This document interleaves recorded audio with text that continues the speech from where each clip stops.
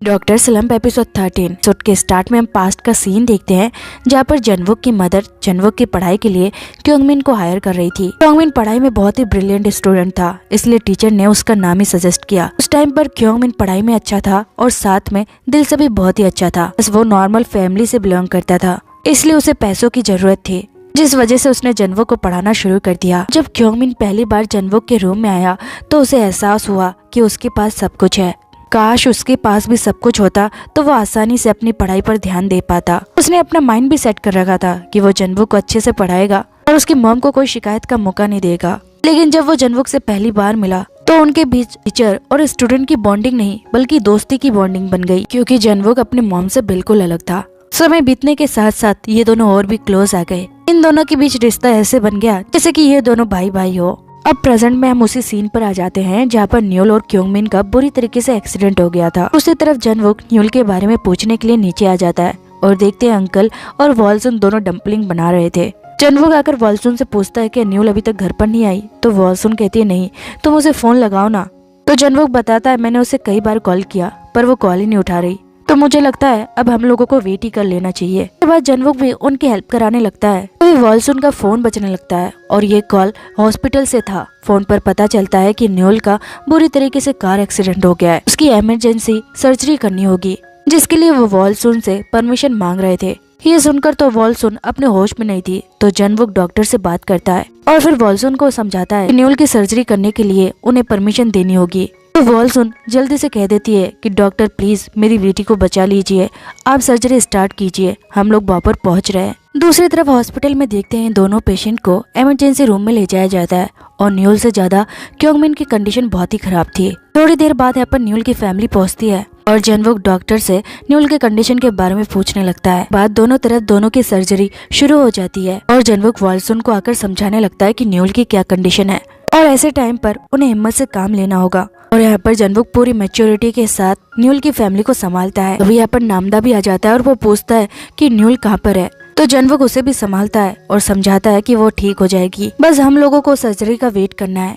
Wait करते करते सुबह हो जाती है। तब डॉक्टर ऑपरेशन रूम से बाहर आते हैं और बताते हैं कि न्यूल की सर्जरी सक्सेसफुल हो गई है। अब ये न्यूल के ऊपर है कि वो कितनी जल्दी रिकवर करती है। डॉक्टर के जाने के बाद जनवुक सबसे कहने लगता है कि अब सबको घर जाना चाहिए, अब सब लोग रात भर जगे हैं तो जाकर आराम कर लीजिए। वॉल्सन बाकी सबको भेजने लगती है और कहती है मैं यहाँ पर वेट करूंगी। फिर नामदा और अंकल दोनों भी अड़ जाते हैं कि वो तो यहीं पर रुकेंगे। इसके बाद जनवुक बीच में बोलता है कि नामदा और मैं हम दोनों घर चले जाते हैं, मेरी आज एक सर्जरी है, मैं वहाँ से क्लिनिक के लिए निकल जाऊंगा और नामदा न्यूल की जरूरत के सामान यहाँ पर ले आएगा। आगे हम इन दोनों को न्यूल के रूम में देखते हैं जहाँ पर नामदा कहने लगता है मैं अच्छा भाई नहीं बन पाया, मैं हमेशा न्यूल के पैसे चुराता रहा और हमेशा उसी के ऊपर डिपेंडेंट रहा और ये देखा ही नहीं कि वो लाइफ में कितना स्ट्रगल कर रही है। पर मैंने मजे मजे में न्यूल का होमवर्क कर दिया था जो कि मैंने गलत किया था, तो उसके लिए न्यूल को बहुत ही डांट पड़ी और वो पूरे दिन रोई। लेकिन फिर भी मैं उसे जाकर बोल नहीं पाया कि ये मेरी गलती थी और अब प्रेजेंट में भी मेरा यही हाल है। तब जनवुक उसे समझाता है कि ये छोटी मोटी बातें तो भाई बहनों के बीच होती रहती है, लेकिन वो सच में एक अच्छा भाई है क्योंकि उसे अपनी बहन की परवाह है। के बाद जनवुक अपने क्लिनिक पर आ जाता है और सर्जरी करने के दौरान भी उसकी पूरी नजर अपने फोन पर होती है, लेकिन काफी टाइम तक उसे कोई कॉल मैसेज कुछ नहीं आता। वहीं दूसरी तरफ न्यूल को देखते हैं, अभी तक होश में नहीं आई थी। उसकी पूरी फैमिली उससे मिलने के लिए अंदर भी आ जाती है, जहाँ पर वॉल्सन तो उसे देखकर रोई जा रही थी। अभी पीछे से जनवुक आ जाता है और वॉल्सन उससे पूछने लगती है कि न्यूल को अभी तक होश क्यों नहीं आया। तो जनवुक कहता है कि डॉक्टर ने कहा है कि उसकी सर्जरी बहुत अच्छे से हुई है, तो बस हमें थोड़ा टाइम देना चाहिए, वो जल्दी रिकवर हो जाएगी। अगले दिन हम जनवुक को क्लिनिक पर देखते हैं। वहाँ पर उसके टीचर भी आए हुए थे अपना चेकअप कराने के लिए। चेकअप होने के बाद टीचर न्यूल के बारे में पूछ रहे थे कि न्यूल आज कहाँ पर है, क्या वो काम पर नहीं आई। जनवुक कहता है हाँ वो छुट्टी पर है। टीचर उसे कहते हैं कि कल मैं अपने फाइल्स को रख रहा था, तो पता है उसे क्या मिला। फिर वो जनवुक को एक लेटर देते हुए कहता है ये नोट न्यूल ने तुम्हारे लिए लिखा था जब तुम हाई स्कूल में थे, याद है तुम दोनों जब एक साथ बीमार पड़ गए थे, ये नोट न्यूल ने तुम्हारे लिए लिखा था पर वो तुम्हें दे नहीं पाई। और आगे हम जनवुक को उसी नोट को पढ़ते हुए देखते हैं जहाँ पर न्यूल ने लिखा था हम दोनों के ऊपर कठिन समय बीत रहा है, लेकिन तुम्हें स्ट्रॉन्ग रहना होगा और मैं भी स्ट्रॉन्ग रहूंगी, जिसके बाद देखना सब कुछ ठीक हो जाएगा। ये पढ़ते ही जनवुक की आंखों से आंसू आने लगते हैं और वो न्यूल को बुरी तरह से मिस करने लगता है। तभी उसके फोन में मैसेज आता है। अगले सीन में हम जनवुक को हॉस्पिटल में भागते आते हुए देखते हैं कि न्यूल को होश आ चुका था। उसे ठीक देखकर जनवुक को बहुत ही रिलीफ मिलता है और फिर वो दरवाजा खोलकर न्यूल के पास आता है। न्यूल उसे देखकर कहती है, मुझे माफ करना कि मैंने तुम्हें इतना परेशान किया। जिसके बाद जनवुक उसे हक कर लेता है और कहता है, आई लव यू न्यूल। आगे हम पूरी फैमिली को न्यूल के पास देखते हैं और कोई भी उसके पास से हिलने का नाम नहीं ले रहा था। तो न्यूल सबसे कहती है, अब आप सब लोग को जाना चाहिए, मुझे आराम करना है। वॉल्सुन कहती है, हाँ तुम सब लोग चले जाओ, मैं तो यहाँ पर रुकूंगी। फिर से इन तीनों के बीच बहस होने लगती है और नामदा कहता है कि हम रॉक पेपर सीजर से डिसाइड करेंगे कि यहाँ पर कौन रुकेगा। और जब ये लोग डिसाइड करने लगते हैं तो अचानक जनवुक भी अपना हाथ आगे कर देता है और वो जीत जाता है। नामदा कहता है, तुमने चीटिंग की, तुमने बाद में अपना हाथ खोला। तो जनवुक कहने लगता है, ये कितना अनफेयर है, आप लोग दिन भर यहाँ पर रुके थे, अब मैं न्यूल के पास रुकूंगा, आप लोग जाओ और घर पे जाकर रेस्ट कर लो। जिसके बाद न्यूल भी इन तीनों को जाने को कहती है और ये तीनों रूम से बाहर आ जाते हैं। इसके बाद जनवुक बड़ी खुशी के साथ न्यूल के पास जाकर बैठता है और कहता है, ये मत सोचना मैंने चीटिंग की थी, बस मैं तो तुम्हारे पास रहना चाहता था। ऐसे क्या तुम और सोना चाहोगी? तो न्यूल कहती है, नहीं मुझे नींद नहीं आ रही। तो जनवुक कहता है, चलो तो बाहर ठंडी हवा लेने चलते हैं। वही रूम के बाहर नामदा दोनों से कह रहा था, क्या आपने जनवुक को देखा? जब न्यूल की सर्जरी चल रही थी तो वो कितना मैच्योर होकर बात कर रहा था और जैसे वो फिर से ठीक हो गई तो फिर से एक बच्चा बन गया। तो वॉल्सुन कहती है, कोई बात नहीं, वो न्यूल के पास रहना चाहता है, इसलिए उसने हम तीनों को भगा दिया। चलो हम तीनों अब घर चलते हैं। और अगले सीन में हम जनवुक को न्यूल के साथ बाहर देखते हैं, जहाँ पर जनवुक न्यूल से कह रहा था, जब तक तुम बेहोश रही तब तक मैं बहुत ही परेशान रहा, पूरे दिन रात गॉड से प्रे किया कि तुम बस जल्दी से होश में आ जाओ, लेकिन अब सब ठीक है और तुम भी ठीक हो। उसके बाद वो उससे कहने लगता है, तुम जिसके साथ गई थी उसका एक्सीडेंट भी बहुत बुरी तरीके से हो गया है और वो इस वक्त आईसीयू में है। वो जब होश में आएगा तो बाकी की बातें वो डिटेक्टिव को क्लियर करेगा। न्यूल कहती है, मुझे पता है तुम बहुत कुछ पूछना चाहते हो लेकिन मैं अभी तैयार नहीं हूँ।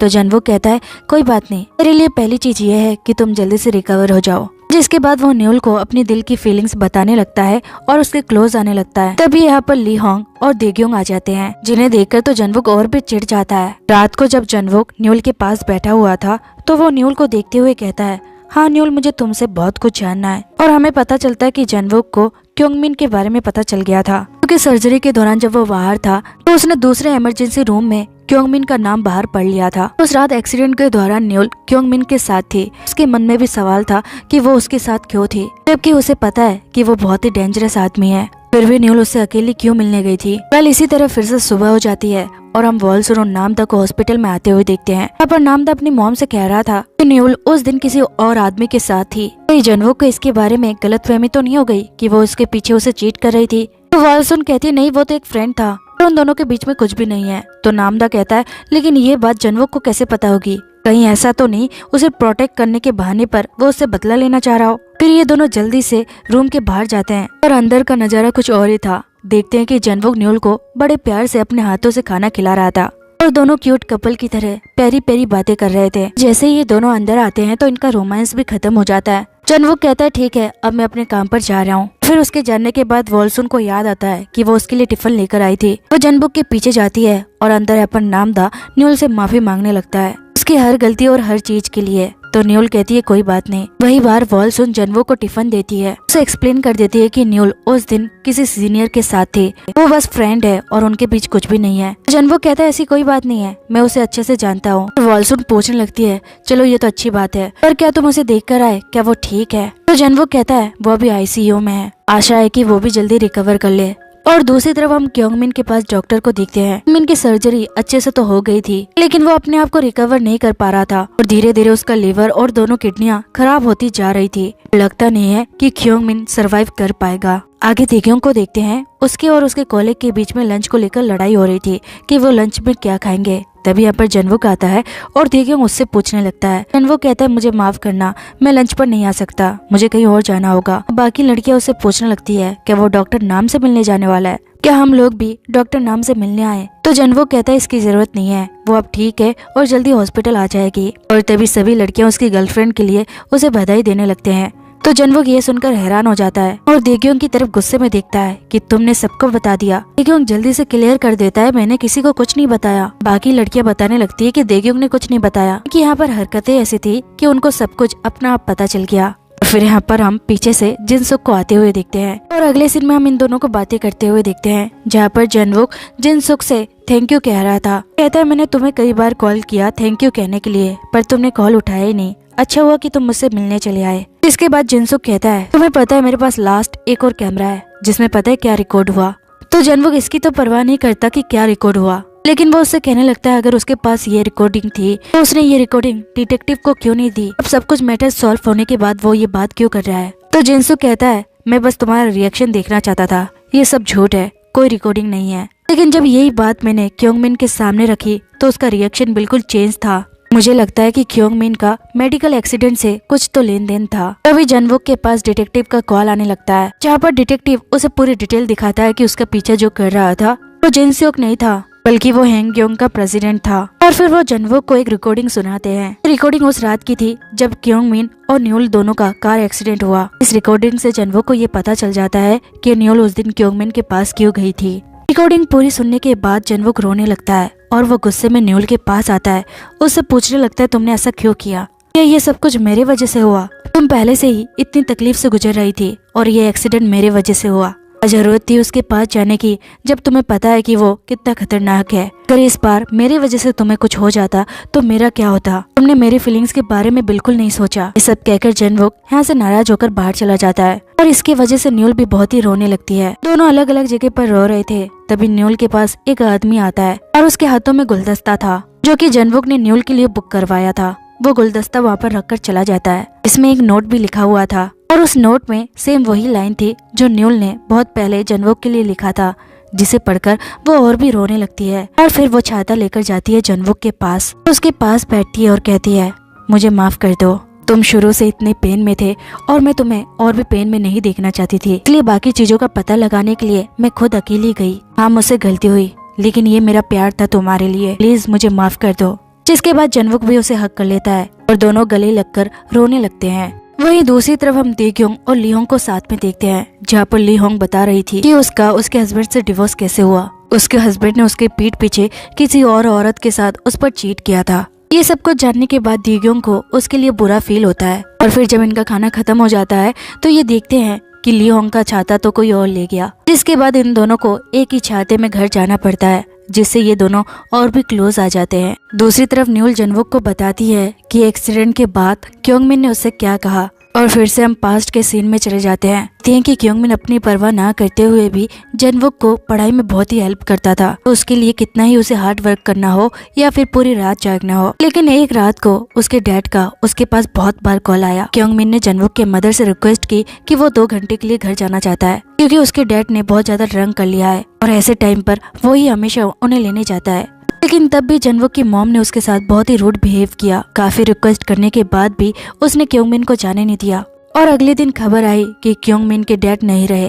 पुलिस ने रीजन बताया कि उसके डैड ने बहुत सारी ड्रिंक की थी और इस ड्रिंक में उन्होंने एम्बियन भी मिला लिया था, जिसे पीने के वजह से उनका हार्ट फेल हुआ और उनकी डेथ हुई। उसके डैड ने तो उसे कई बार कॉल भी किया था, पर वो उसे लेने क्यों नहीं आया। ये सब सुनकर क्योंगमिन की आंखों से आंसू बह रहे थे। तो तब से उसके मन में जनवुक के लिए जलन पैदा होने लगी। वो चाहता था कि जनवुक की फैमिली भी उस तरह से सफर करे जैसे वो सफर कर रहा है, इसलिए उसने जनवुक के ड्रिंक में कई बार एम्बियन मिलाया था। और जब इससे उसके दिल को संतुष्टि मिल गई तो उसने जनवुक का पीछा छोड़ दिया। अंत में इस सब चीजों के लिए उसे रिग्रेट भी फील हुआ। अब प्रेजेंट में हम जनवुक को क्योंगमिन के पास आते हुए देखते हैं। क्योंगमिन ने ही उसे बात करने के लिए बुलाया था। क्योंगमिन की हालत बहुत ही खराब थी, उससे बोला भी नहीं जा रहा था, पर फिर भी वो अपनी दबी हुई आवाज में जनवुक से माफी मांगता है और कहता है मैंने जो कुछ किया उसके लिए मुझे माफ कर दो। तब मैं बदले की आग में भड़का हुआ था और जब मैंने तुम्हारे साथ ये सब किया उसके बाद मुझे रिग्रेट फील हुआ। तुम मेरे छोटे भाई जैसे थे, प्लीज मुझे माफ कर दो। जनवुक उस पर चिल्लाकर कहता है कौन सी माफी मांग रहे हो तुम स्टॉक में हेराफेरी कर रहे हो, ये सब क्या है? तुम्हारा मेरे मेडिकल एक्सीडेंट से क्या लेन देन था? तुम पहले से ही जानते थे ये सब होने वाला है, तो तुमने मुझे क्यों नहीं बताया? तब क्योंगमिन बताता है कि मुझे नहीं पता था कि वो तुम्हारा क्लिनिक है। ये सब कुछ प्लानिंग करने के बाद मुझे एक दिन बाद ही पता चला कि वो तुम्हारा क्लिनिक था। और ये बात जानने के बाद मैंने बाकी लोगों को रोकने की काफी कोशिश की, पर वो लोग मुझसे ज्यादा पावरफुल है, मैं उन्हें नहीं रोक पाया। मेरे पास कोई भी चॉइस नहीं थी। तभी जनवुक कहता है तुम्हारे पास चॉइस ही नहीं थी, तुम चाहते तो सब कुछ कर सकते थे, लेकिन तुमने जानबूझकर इन सब चीजों को रोका नहीं और मुझे बर्बाद होते हुए अपने सामने देखते रहे। और ना ही अब इसके लिए मैं तुम्हें माफ कर सकता हूँ, ना ही आगे करूँगा। फिर क्योंगमिन कहता है आज अगर मैं मर जाता हूँ तो प्लीज इन सब के लिए मुझे माफ कर देना। जिसके बाद जन्वुक यहाँ से चला जाता है और क्योंगमिन की हार्ट बीट तेज होने लगती है। धीरे धीरे क्योंगमिन की सांसें थम रही थी और देखते देखते क्योंगमिन की डेथ भी हो जाती है। वही बाहर जन्वुक न्यूल के पास आता है तो न्यूल उससे पूछती है क्या कहा उसने। तो जन्वुक कहता है उसने मुझसे माफी मांगी, मुझे लगता है मुझे उसे माफ कर देना चाहिए। तब न्यूल उस पर गुस्सा दिखाते हुए कहती है तुम्हें उसे माफ करने की कोई जरूरत नहीं, उसने जो कुछ किया अपने एंगर में आकर किया, इसकी वजह से तुमने अपनी लाइफ में बहुत कुछ सफर किया है। तभी जन्वुक अचानक रोने लगता है और न्यूल उसे हक कर लेती है। जिसके बाद जन्वुक कहता है मैं उसे माफ कभी नहीं कर सकता और न्यूल कहती है तुम्हें उसे माफ करने की जरूरत भी नहीं है क्योंकि वो माफी डिजर्व नहीं करता। अगले सीन में हम जन्वुक को उसके घर पर देखते हैं। उसके सामने उसका सूट रखा हुआ था जिसे देखकर जन्वुक फूट फूट कर रोने लगता है और यहीं पर ये एपिसोड एंड हो जाती है।